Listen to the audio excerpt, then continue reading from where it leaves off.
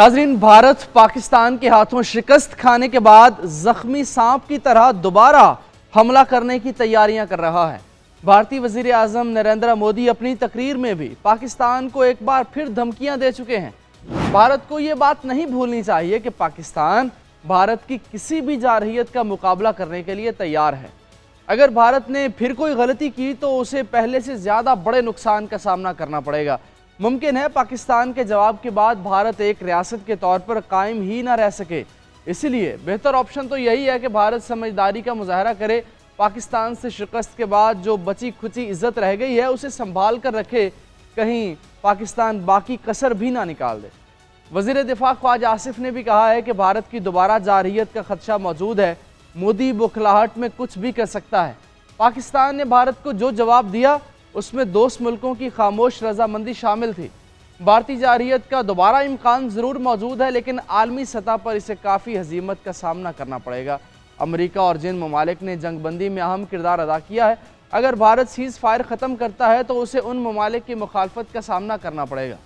भारतीय मीडिया भी इस बात का एतराफ़ कर रहा है कि पाकिस्तान को न सिर्फ फ़ौजी एतबार से बरतरी हासिल रही, बल्कि साइबर जंग में भी पाकिस्तान फातेह रहा। ये तारीख़ की पहली साइबर जंग थी जिसमें भारत मफलूज होकर रह गया।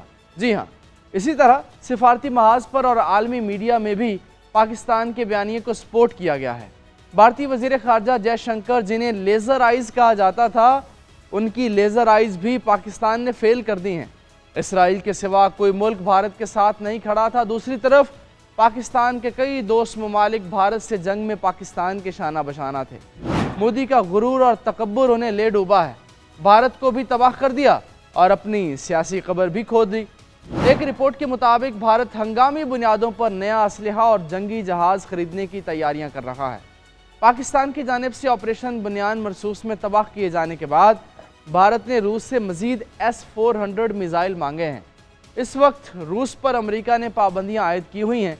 अब यह भी देखना है कि भारत के ये मिसाइल खरीदने पर अमेरिका भारत पर पाबंदियां आयद करता है या नहीं।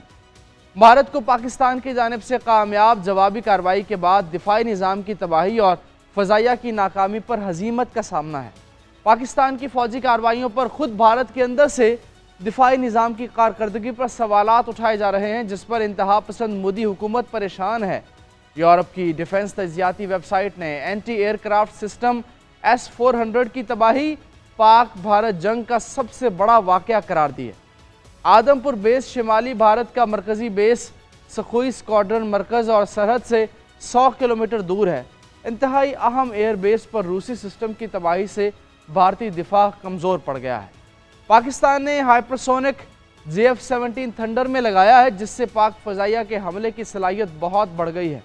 पाकिस्तान ने चीन के हाइपरसोनिक मिसाइलों का मकामी मॉडल तैयार किया है। S-400 की तबाही के भारत की दिफाई हिकमत अमली पर दूररस नताइज होंगे। भारत को ये पैगाम भी गया है कि पाकिस्तान बहुत अंदर जाकर हमला करने की सलाहियत रखता है। भारतीय वज़ीर आज़म मोदी ने पाकिस्तान पर हमले के लिए इस्तेमाल होने वाले और पाकिस्तान के जवाबी हमले का निशाना बनने वाले आदमपुर एयरबेस का दौरा किया था, जिससे अगले दिन वज़ीर आज़म शहबाज शरीफ ने अस्करी क़यादत के साथ सियालकोट में पसरूर छावनी का दौरा किया और पाक फ़ौज के टैंक पर खड़े होकर भारत और वज़ीर आज़म मोदी को सख्त अल्फाज में ललकारा। भारत को पाकिस्तान का पैगाम है कि हम अमन चाहते हैं, लेकिन भारत ने जारहियत की तो पहले से ज़्यादा सख्त जवाब मिलेगा। मोदी बढ़कें तो मार रहे हैं, लेकिन भारत के director generals of military operations यानी DGMO पाकिस्तान के DGMO से राब्ते में हैं। दोनों ममालिक के दरमियान सीज़ फायर के बाद तीसरा राब्ता भी हो चुका है। दोनों ममालिक ने सीज़ फायर बरकरार रखने और साबिका राब्ते में तयशुदा स्टेटस को बरकरार रखने पर इत्तफाक किया है। नाज़रीन, दुनिया के कई अहम ममालिक पाकिस्तान और भारत से मुसलसल राब्ते में हैं और ज़ोर दे रहे हैं कि कशीदगी को बढ़ाने से गुरेज करें और जल्द अज जल्द एतमाद साजी के इक़दाम करें, ताकि बाज़ाब्ता और आला सतह के मुज़ाकरात शुरू किए जा सके। एक रिपोर्ट के मुताबिक लेफ्टिनेंट जनरल आसिम मलिक और भारत के अजीत डोल पर मुश्तमिल नेशनल सिक्योरिटी एडवाइज़र्स की सतह पर मुलाकात हो सकती है।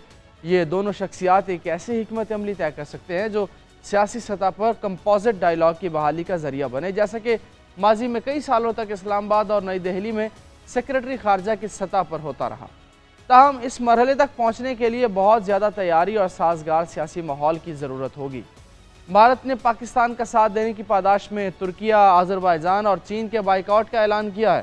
ان ممالک کی مصنوعات اور ان کا سیاحتی بائیکاٹ بھی شروع کر دیا گیا ہے، لیکن ترکیہ اور آذربائیجان کی حکومتوں اور عوام نے بھارت کے اس دباؤ کو یکسر مسترد کر دیا ہے اور کہا ہے کہ بھارت نے دوبارہ جارحیت کی تو اپنے برادر ملک پاکستان کا دوبارہ اور بھرپور طریقے سے ساتھ دیں گے۔ بھارتی وزیر اعظم مودی سندھ طاس معاہدہ معطل کرنے اور پاکستان کے حصے کا پانی بند کرنے کی مسلسل دھمکیاں دے رہے ہیں۔ پاکستان کا موقف اس پر بالکل واضح ہے۔ بھارت نے ایسا کیا تو یہ اعلان جنگ ہوگا اور پاکستان سخت جوابی اقدام کرے گا۔ سندھ طاس معاہدے میں کسی بھی قسم کی یک طرفہ چھیڑ چھاڑ کی اجازت نہیں دی جا سکتی ہے۔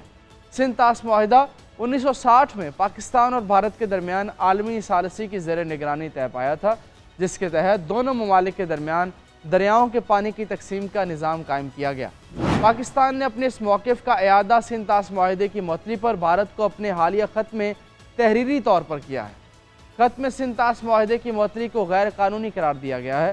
پاکستان نے بھارت کی جانب سے سندھ طاس معاہدے کی معطلی پر شدید احتجاج بھی کیا ہے۔ بھارت ایک طرف تو پاکستان کو دھمکیاں دے رہا ہے، دوسری طرف اس کے اپنے کسی بھی ہمسائے سے اچھے تعلقات نہیں ہیں۔ بھارت کی چین سے بھی جھڑپیں ہو چکی ہیں، بنگلہ دیش کے ساتھ بھی سرحدی کشیدگی ہے، نیپال، مالدیپ اور سری لنکا سے بھی اچھے تعلقات نہیں ہیں۔ اس کی بنیادی وجہ یہ ہے کہ بھارتی قیادت اس وہم کا شکار ہو گئی ہے کہ وہ دنیا کی 5ویں معاشی طاقت بن گئے ہیں، لیکن وہ یہ بھول جاتے ہیں کہ کبھی روس اور برطانیہ بھی بڑی طاقتیں تھیں لیکن اب زوال کا شکار ہیں۔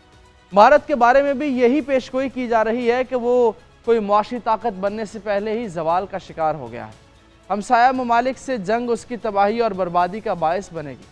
پاکستان کی فتح پر صرف پاکستانی قوم اور دوست ممالک ہی خوش نہیں بلکہ بھارت میں رہنے والی اقلیتیں، خاص کر مسلمان اور سکھ بھی خوش ہیں۔ مودی کی پالیسیوں نے بھارت میں رہنے والی اقلیتوں کو دوسرے درجے کا شہری بنا دیا ہے۔ صدیوں سے بھارت میں رہنے والے خاندانوں کو بھارت سے نکالنے اور شہریت ختم کرنے کی دھمکیاں دی جا رہی ہیں۔ انتہا پسند ہندو تنظیمیں انہیں سرعام ظلم و ستم کا نشانہ بناتی ہیں۔ کوئی ان انتہا پسند ہندوؤں کو لگام دینے والا نہیں ہے۔ مودی کی شکست سے بھارت میں بسنے والی اقلیتیں بھی بے حد خوش ہیں۔